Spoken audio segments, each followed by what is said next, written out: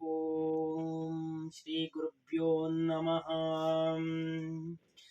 ಶ್ರೀಶೈಲೇಶದಯಾಪಾತ್ರಂ ಭಕ್ತ್ಯಾದಿಗುಣಾರ್ಣವಂ ಯತೀಂದ್ರಪ್ರವಣಂ ವಂದೇ ರಮ್ಯಜಾ ಮಾತರಮಣಿಂ ಲಕ್ಷ್ಮೀನಾಥಸಮಾರಂಭಾಂ ನಾಥಯಾಮನಮಧ್ಯಮಾಂ ಅಸ್ಮದಾಚಾರ್ಯಪರ್ಯಂತಾಂ ವಂದೇ ಗುರುಪರಂಪರಾಂ. ಶ್ರೀಮತೆ ರಾಮಾನುಜಾಯ ನಮಃ. ಶುಕ್ಲಾಂಬರಧರಂ ವಿಷ್ಣುಂ ಶಶಿವರ್ಣಂ ಚತುರ್ಭುಜಂ ಪ್ರಸನ್ನವದನಂ ಧ್ಯಾಯೇತ್ ಸರ್ವವಿಘ್ನೋಪಶಾಂತಯೇ.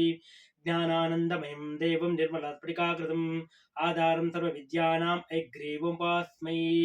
ಓಂ ರಂ ತೇಜಸಾನಾಮಧಿಪತಯೇ ನಮಃ. ಓಂ ರಂ ಅಗ್ನಿಯೇ ನಮಃ. ಓಂ ರಂ ಜಗಜ್ಯೋತಿರೂಪಾಯ ನಮಃ.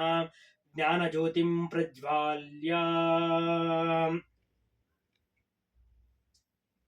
ಸಮಸ್ತ ಆಚಾರ್ಯ ಟಿವಿ ವೀಕ್ಷಕರಲ್ಲಿ ನಿಮ್ಮ ಧನುಕುಮಾರ್ ಆಚಾರ್ಯ ಮಾಡುವ ನಮಸ್ಕಾರಗಳು. ಎಲ್ಲ ವೀಕ್ಷಕರಿಗೂ ಆಚಾರ್ಯ ಟಿವಿಗೆ ಸ್ವಾಗತ ಸುಸ್ವಾಗತ. ಈ ದಿನ ನಾವು 21/9/2025 ಭಾನುವಾರ ಸಂಭವಿಸುವ ಭಾಗಶಃ ಸೂರ್ಯಗ್ರಹಣದ ವಿಚಾರವನ್ನ ತಿಳಿಯೋಣ. ಅಂದರೆ ಎಲ್ಲ ಪ್ರಜೆಗಳಲ್ಲೂ ಒಂದು ಸಂಶಯವಿದೆ. ಏನಂದ್ರೆ, ಈಗ ಮಹಾಲಯ ಅಮಾವಾಸ್ಯೆಯ ದಿನ ಗ್ರಹಣವಿದೆ. ಆ ಗ್ರಹಣದಲ್ಲಿ ಪಿತೃತರ್ಪಣವನ್ನ ಅಥವಾ ಮಹಾಲಯ ಅಮಾವಾಸ್ಯೆಯ ಆಚರಣೆಯನ್ನ ಮಾಡಬಹುದಾ ಇಲ್ಲವಾ ಅಂತಕ್ಕಂತಹ ಅನೇಕ ಸಂಶಯಗಳಿಂದ ಸುಮಾರು ಭಕ್ತಾದಿಗಳು ನನಗೆ ಫೋನ್ ಮುಖಾಂತರ ಸಂಪರ್ಕಿಸಿ ಕೇಳಿರ್ತಾರೆ. ಅಂತಹ ಸಂದರ್ಭದಲ್ಲಿ ನಾನು ಈ ಒಂದು ವಿಡಿಯೋ ಮುಖಾಂತರ ಎಲ್ಲರಿಗೂ ಒಂದು ಸಂದೇಶವನ್ನ ತಿಳಿಸ್ತಾ ಇದ್ದೀನಿ. ಆದರೆ ಈ ಒಂದು ಸಮಯದಲ್ಲಿ ಸಂಭವಿಸುವ ಸೂರ್ಯಗ್ರಹಣವು ಭಾಗಶಃ ಸೂರ್ಯಗ್ರಹಣವಾಗಿದ್ದು, ಭಾರತ ದೇಶದಲ್ಲಿ ಈ ಗ್ರಹಣ ಗೋಚರಿಸುವುದಿಲ್ಲ. ಹಾಗಾಗಿ ಈ ಒಂದು ಸಂದರ್ಭದಲ್ಲಿ ಗ್ರಹಣಾಚರಣೆಯೂ ಇಲ್ಲ, ಅಶೌಚವೂ ಇಲ್ಲ. ಹಾಗಾಗಿ ಎಲ್ಲ ಪಿತೃ ಕಾರ್ಯಗಳನ್ನ, ತರ್ಪಣಾದಿಗಳನ್ನ ಸರ್ವ ಜನರು ಈ ಒಂದು ಆಚರಣೆಯನ್ನ ಯಾವುದೇ ಸಂಶಯವಿಲ್ಲದೆ ಆಚರಿಸಬಹುದು. ಗ್ರಹಣ ಸಂಭವಿಸುವ ಸಮಯ ರಾತ್ರಿ 8 ಗಂಟೆಯಿಂದ 10:30 ಸಮಯದಲ್ಲಿ ಸಂಭವಿಸುವುದರಿಂದ ಭಾರತ ದೇಶದಲ್ಲಿ ಆ ಸಮಯಕ್ಕೆ ಸೂರ್ಯಾಸ್ತವಾಗಿರುತ್ತದೆ. ಹಾಗಾಗಿ ಯಾವುದೇ ಗ್ರಹಣ ಗೋಚರಿಸುವುದಿಲ್ಲ. ಗ್ರಹಣದ ಯಾವುದೇ ಸೂತಕಾದಿಗಳು ಸಹ ಸಂಭವಿಸುವುದಿಲ್ಲ. ಹಾಗಾಗಿ ಯಾವುದೇ ವಿಭಿನ್ನವಿಲ್ಲದೆ ಈ ಒಂದು ಮಹಾಲಯ ಪಕ್ಷವನ್ನ, ಮಹಾಲಯ ಅಮಾವಾಸ್ಯೆಯ ಆಚರಣೆಯನ್ನ ಮಾಡಬಹುದು.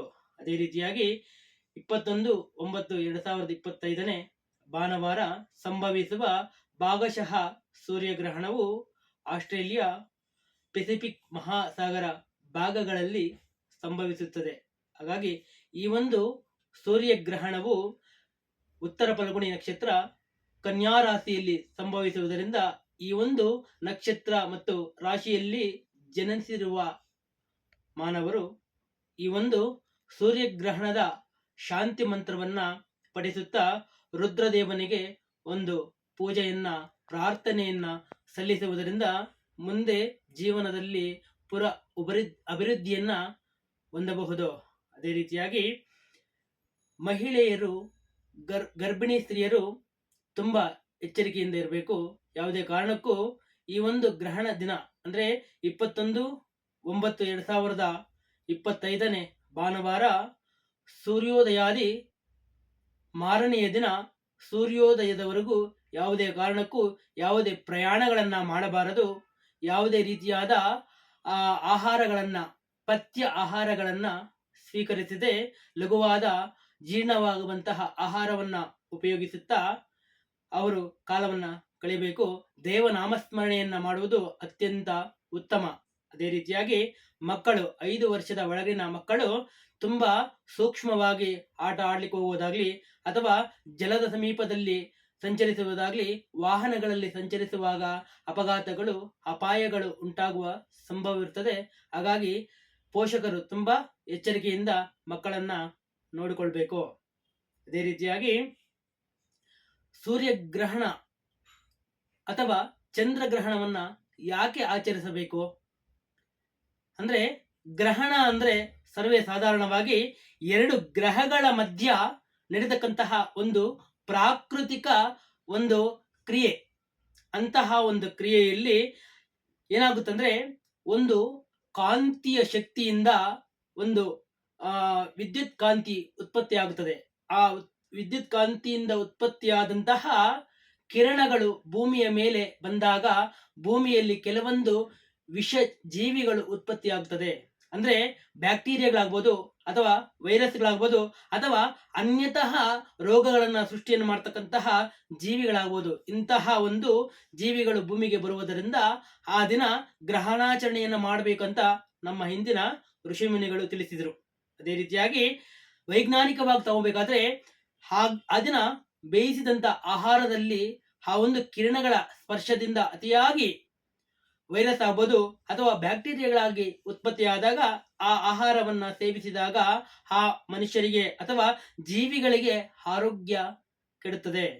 ಅದರಿಂದ ಗ್ರಹಣ ಕಾಲದಲ್ಲಿ ಊಟವನ್ನ ಮಾಡಬೇಡಿ ಅಂತ ತಿಳಿಸಿದ್ರು. ಆದ್ರೆ ಗ್ರಹಣ ಕಾಲದಲ್ಲಿ ಊಟ ಮಾಡೋದು ಏನಾಗ್ಬಿಡ್ತದೆ ಅಂತ ವಾದ ಮಾಡೋರು ಇರ್ತಾರೆ. ಆದ್ರೆ ಏನಾಗಲ್ಲ. ಆದ್ರೆ ಇಂತಹ ಅನಾರೋಗ್ಯಗಳಿಂದ ಅಂದ್ರೆ ದೇಹದಲ್ಲಿರ್ತಕ್ಕಂಥ ಅವಯವಗಳಿಗೆ ತೊಂದರೆ ಆಗ್ತದೆ. ಹಾಗಾಗಿ ಗ್ರಹಣ ಕಾಲದಲ್ಲಿ ಯಾರು ಸಹಿತವಾಗಿ ಊಟವನ್ನ ಮಾಡಬೇಡಿ. ನಂತರ ಗ್ರಹಣ ಮುಗಿದ ನಂತರ ಸ್ನಾನವನ್ನ ಮಾಡಿ ಶುಚಿರ್ಭೂತರಾಗಬೇಕು. ಯಾಕೆ ಅಂದ್ರೆ ಆ ಒಂದು ಸಮಯದಲ್ಲಿ ಗಾಳಿಯ ಸಂಚಾರದಲ್ಲೂ ಸಹ ಕಿರಣಗಳ ಒಂದು ಪ್ರಭಾವ ಇರ್ತದಂತೆ. ಆ ಗಾಳಿಯ ಮುಖಾಂತರ ಭೂಮಿಗೆ ಬಂದಂತಹ ಬ್ಯಾಕ್ಟೀರಿಯಾಸ್ ಆಗ್ಬೋದು ಅಥವಾ ವೈರಸ್ಗಳಾಗ್ಬೋದು, ಆ ಗಾಳಿಯ ಮುಖಾಂತರ ಮನೆಯಲ್ಲೆಲ್ಲ ಇರತಕ್ಕಂತಹ ಪರಿಕರಣಗಳ ಮೇಲೆ ಅಥವಾ ಅಡಿಗೆ ಮಾಡ್ತಕ್ಕಂತಹ ಪಾತ್ರೆಗಳ ಮೇಲೆ ಆಗ್ಬೋದು ಅಥವಾ ನಾವು ಬಳಸ್ತಕ್ಕಂಥ ಬಟ್ಟೆಗಳ ಮೇಲೆ ಆಗ್ಬೋದು, ಆ ಒಂದು ಬಂದು ಕುಂತಿರ್ತವೆ. ಅದನ್ನ ಬಳಸಿದಾಗ ನಮಗೆ ಆರೋಗ್ಯ ಕೆಡ್ತದೆ. ಹಾಗಾಗಿ ಎಲ್ಲದನ್ನ ಗ್ರಹಣ ಕಾಲದ ನಂತರ ಶುಚಿರ್ಭೂತವಾಗಿ ಶುದ್ಧಿಯನ್ನ ಮಾಡಬೇಕು ಅಂತ ನಮ್ಮ ಹಿರಿಯರು ತಿಳಿಸಿದ್ರು. ಹಾಗಾಗಿ ಅವೈಜ್ಞಾನಿಕವಾಗಿ ನಾವು ತಗೊಂಡ್ರು ಸಹಿತವಾಗಿ ಒಂದು ಪೌರ್ಣಿಮೆ ಅಥವಾ ಅಮಾವಾಸ್ಯೆಯ ದಿನಗಳಲ್ಲಿ ಸಮುದ್ರಗಳು ಉಕ್ಕುವುದಾಗಲಿ ಅಥವಾ ಪ್ರಕೃತಿಯಲ್ಲಿ ವಿಕೋಪಗಳಾಗುವುದಾಗಲಿ ಸಂಭವಿಸುತ್ತದೆ. ಸರ್ವೇ ಸಾಧಾರಣವಾದ ಪೌರ್ಣಿಮೆ ಮತ್ತು ಅಮಾವಾಸ್ಯೆಯ ದಿನಗಳಲ್ಲಿ ಅಂತಹ ಗ್ರಹಣ ಕಾಲದಲ್ಲಿ ಎಂತಹ ದುಷ್ಪರಿಣಾಮಗಳು ಬೀರಬಹುದು, ಸ್ವಲ್ಪ ಆಲೋಚನೆಯನ್ನು ಮಾಡಿ. ಹಾಗಾಗಿ ನಮ್ಮ ಪೂರ್ವಿಕರು ಸನಾತನ ಧರ್ಮದಲ್ಲಿ ಮಾಡಿರ್ತಕ್ಕಂತಹ ಪ್ರತಿಯೊಂದು ವಿಚಾರವು ವೈಜ್ಞಾನಿಕವಾಗಿ ಇದೆ ಅಂತ ಹೇಳ್ತಾ ಈ ಒಂದು ಗ್ರಹಣದ ವಿಚಾರವನ್ನ ತಿಳಿಸಿ ನಾನು ಮುಕ್ತಾಯವನ್ನು ಮಾಡ್ತಾ ಇದ್ದೀನಿ. ಸರ್ವೇ ಜನ ಸುಖಿನೋ ಭವಂತು. ಕಾಲೇ ವರ್ಚಿತ ಪರ್ಜನ್ಯಃ ಪ್ರದವೇ ಸಸ್ಯಶಾಲಿನೀಂ. ದೇಶೋಯಾಂ ಕ್ಷೋಭರಹಿತಾ ಸಜ್ಜನಾ ಸಂತ ನಿರ್ಭಯಃ. ಅಪುತ್ರಾಪುತ್ರಣಃ ಸಂತೋ ಪುತ್ರಣಃ ಸಂತ ಪೌತ್ರಣಃ. ಅದನಃ ಸದನಃ ಸಂತೋ ಜೀವಂತೋ ಶರದಶತಾಂ. ಲೋಕಾ ಸಮಸ್ತಾ ಸುಖಿನೋ ಭವಂತು. ಸಮಸ್ತ ಸನ್ಮಂಗಳಾನಿ ಭವಂತು.